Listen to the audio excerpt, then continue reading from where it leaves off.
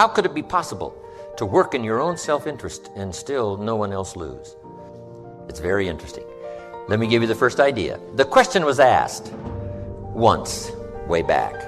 What does it take to be great? What is the key to greatness? And that's a good question for everybody to make a note of. What is the key to greatness? The full development of our potential, because that's really two parts to life. It's the full development of our potential and the wise use of all of our resources. You can't describe life, human life, any better than that. The full development of all of our potential and the wise use of all of our resources. You know, that's worth a few books. Just those two sentences is worth several books. Full development of all of our potential and the wise use of all of our resources. But in the development of our potential, the question was asked, how can we be great? Or should we even seek for greatness? Now the answer was given, how to be great. So it must have been okay. And let me break it down for you. The key to greatness, how to act in your own self-interest, but still not diminish the interest of anyone else. And it's a very simple answer. Now, greatness could be defined in many ways. Great wealth, great power, great influence, great self-esteem, great self-respect. There's many kinds of greatness, but how could we achieve all of that greatness in some measure or ongoing measure? How could we achieve that? Here was the simple answer. It said this: find a way to serve the many. Find a way to serve the many. It is the greatest key to self-interest. Now, at first it doesn't seem like it, but that's what education is all about, is to take what at first seems to be the best and then find out later, no, that's right, that's not the best. In teaching financial independence to kids, guess what we teach? Someone say, well, what's best now is to spend your money. Say, no, that's what seems to be best.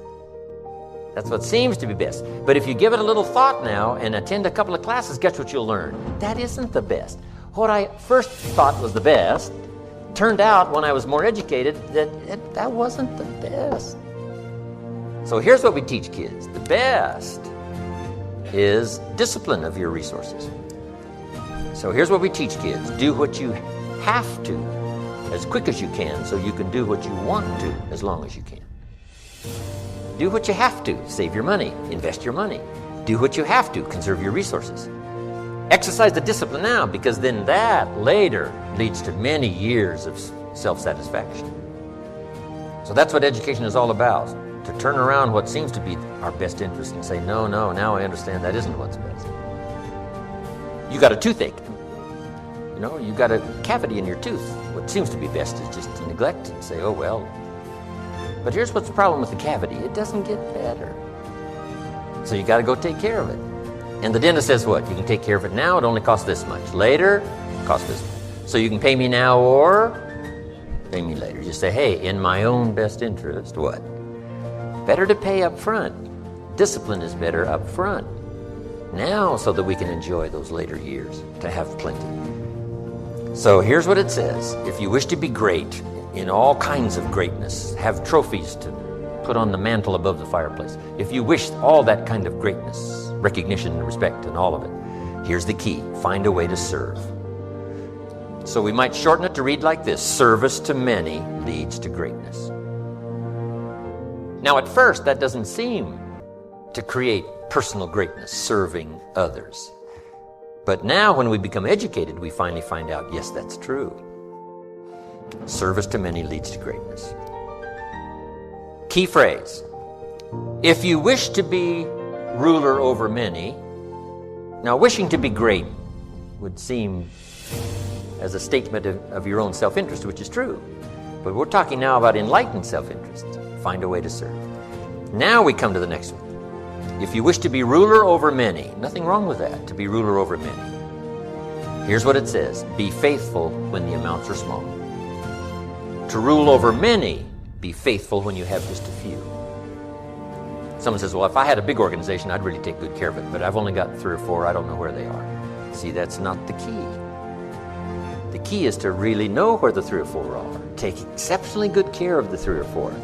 Because if you become faithful, if you become disciplined, in giving your best attention and the best you've got to the few, now you begin to qualify now to have the many to preside over. The many will come if you pass the test of the few. Someone says, if I had a fortune, I'd really take good care of it, but I've only got a paycheck. I don't know where it goes. See, that's interesting. We ask you, what about your money? You say, I don't know where it all goes. Well, should we let you run the company? You don't know where it all goes? He says, yeah, my money just gets away from me. Oh, we should let you run the world, right? Say, no. Because if you can't be master over a few pennies, should we give you a fortune? The answer is no way. Let's see what this person does with the paycheck. Then life and opportunity will decide later whether they deserve to double, triple, quadruple their income multiplied by 10. Why multiply it by 10 if you don't do a good job with what it is? So the key to greatness in your own self-interest is find a way to serve, and number 2, be faithful when the amounts are small. Now here's what's exciting. Learning to give is in your own best interest. It doesn't seem like giving something is in your own best interest. But here's what it says. If you wish to receive, and if you wish to receive, we would call that wishing for your own self-interest, wishing to receive. But here's how you receive in your own best interest, and that is to give. If you give, you will receive. And you cannot understand that unless you're educated. From the very earliest moments of being a child, you can't understand that unless you're educated. In fact, here's what it says. It's better to give than to receive. Now, see, at first, that doesn't seem right. At first, but here's what you can get at first. Faked out until you become educated. At first, it seems like it's better to receive than it is to give. And you say, no, you must be educated to understand. It's better to give than it is to receive. Now, here's why. Giving starts the receiving process. Wouldn't that be acting in your own self-interest, is to do something that started the receiving process? And the answer is yes. Now I understand. Now I can act in my own self-interest in an enlightened way instead of a destructive way. Next, in your own self-interest, life responds to deserve, not to need. These are some of the most important notes of the 2 days. If you understand this, the rest is probably simple. Life responds to deserve, not to need. Life was not designed to give us what we need. Life was designed to give us what we deserve. Now, not in a moral sense now. This is just in a basic sense. There are certain moral challenges as well, spiritual and moral. But here's what the great law says. It does not say if you need, you will reap. That's not what it says. Someone says, well, I really need to reap. Then you must learn the basic law. And without education, see, you'll be left behind. Here's what it says. In order to reap, you must plant. Guess who deserves to reap? Those who plant. So, could I deserve something unique and valuable? Yes, if you understand the law, if you understand how it works in your own self-interest. We must plant, we must give to the soil, we must turn it loose, we must let it do its work, we must have patience, take care of it. Now we deserve the reaping. If you need, you must plant. Next, if you need to find, in your own self-interest, if you need to find, here's what it says, you must search to find. Finding is reserved for those that search. They're the ones that deserve. Somebody who says, well, this person really needs to find a good idea, then they must go searching. You must go to the library. You must go to the seminars. You must go to the sermon. You must go to and listen to the lyrics of the song. You must go to where education is being taught. You must go to where good ideas are being shared. Go to, go to. Rarely does a good idea interrupt you. Rarely. Good ideas are like mining for gold. You got to develop the mental machinery to go look, go sifting, go searching, go looking. And if you search, what? You will find the promise is there for everyone in their own self-interest. You'll find all you need to find. If you search for it, you'll find everything you need for your health, everything you need for a flourishing lifestyle, everything you need for a good marriage, everything you need to strengthen your friendship, everything you need for economics. You will find if you'll do like you did today. Spend a couple of days searching, taking a look, seeing if someone has some good ideas to share. All things are conditional. God says, I'm an amateur on God, but God says, if you'll move toward me, I will move toward you. It's always conditional. Which could also be translated, God says, you don't move, I don't move. You say, well, that's arbitrary. Well, when you're God, you can set it up that way. Remember, your planet, you can rearrange all this, change it all. But on this one, here's what's interesting. What you move toward tends to move toward you. If you move toward education, education starts to seek you out. This is one of the unique positive mysteries. Whatever you move toward moves toward you. If you move toward progress, progress seems to want to now embrace you, move toward you. All life seems to wish to reward its benefactor. If you become the benefactor, you'll receive these incredible rewards. If you're the benefactor to the garden, the flowers seem to bloom and say, look at me, look how bright and beautiful I am because you took care of me. I wish to reward you by being beautiful, lovely, spectacular. Your own children, if you become their benefactor, they want to reward you with their progress. I taught my daughters how to swim, right? My daughters would say, and to dive. And my daughters would say, Daddy, watch, watch. Look, watch. Look what you've created here. I mean, you've spent the time with me and, when it didn't go well, now look at me. This is the payoff. Watch me dive. I was their benefactor. Now all life wishes to respond to the benefactor.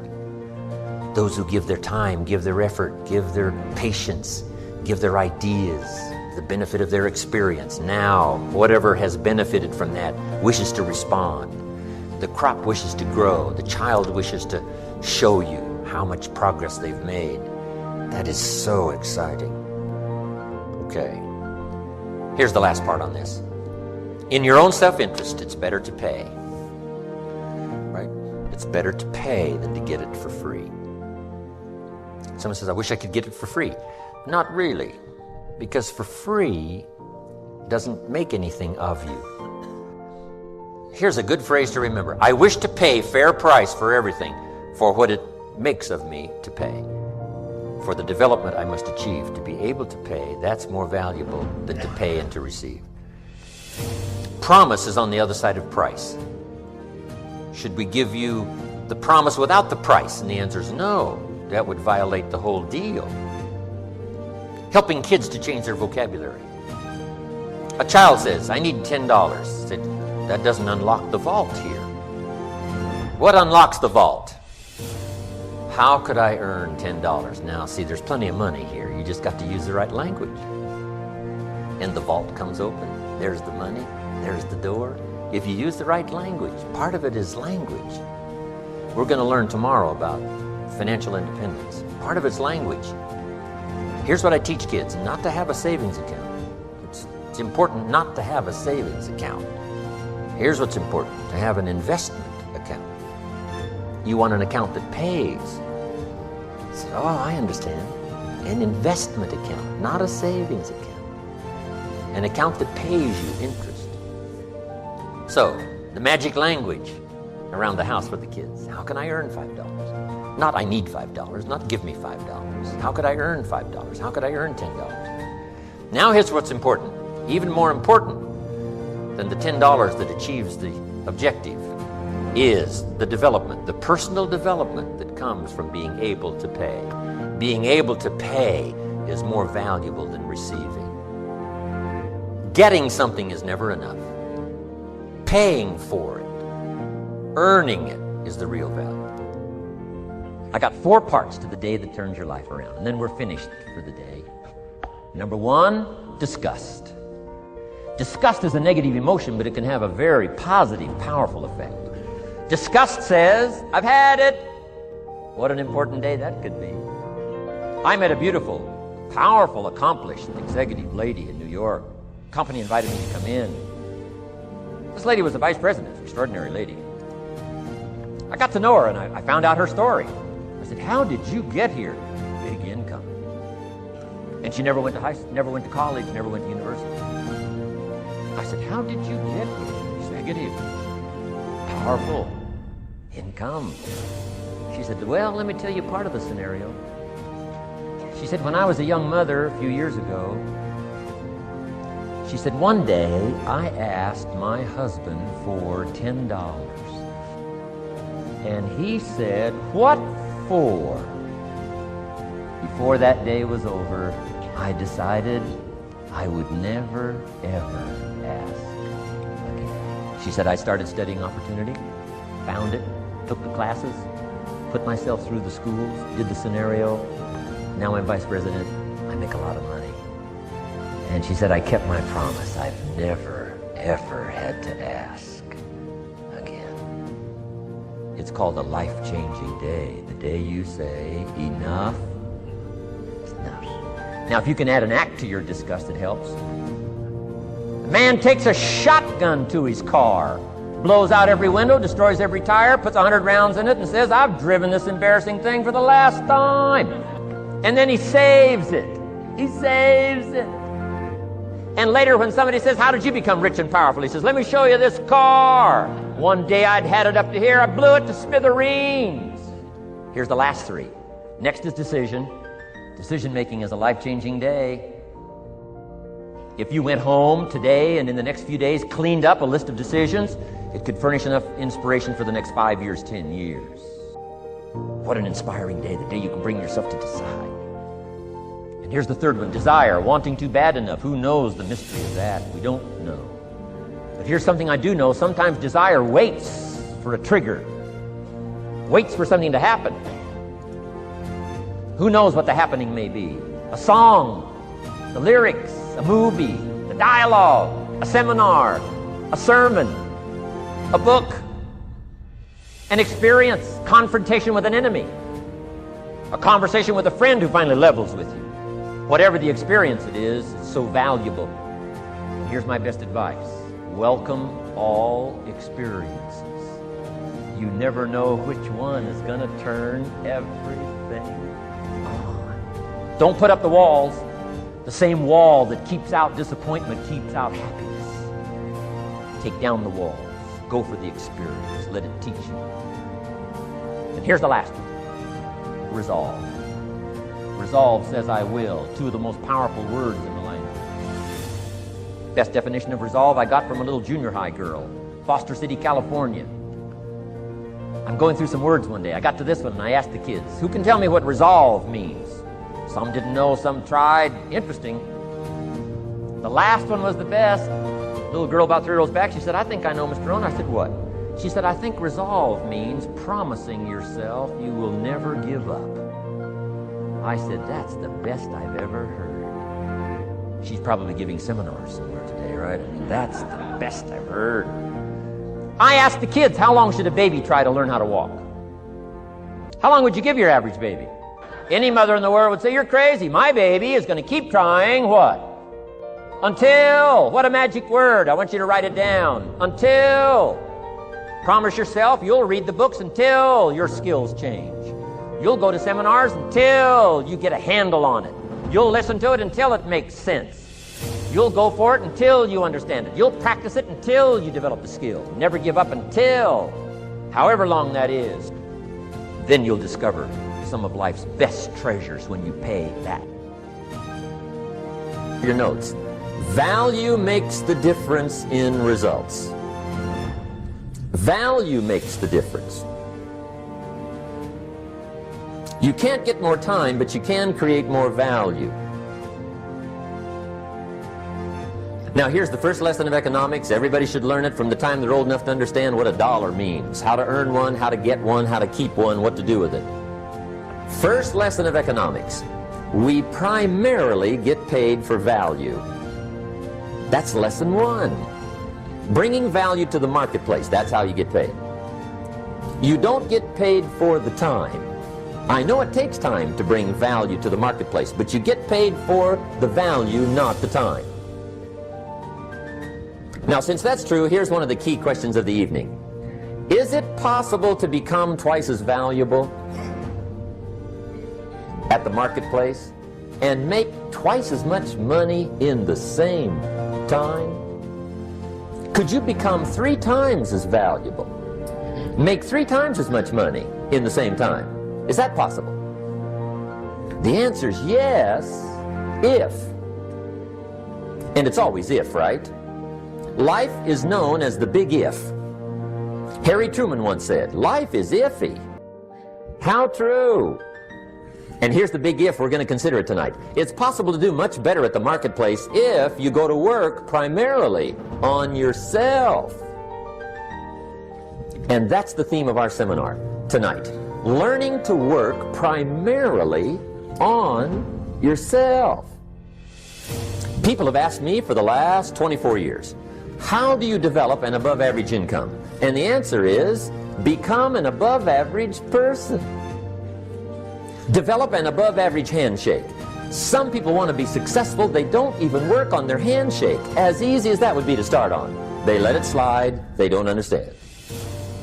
Develop an above average smile. Develop an above average excitement. Develop an above average interest in other people.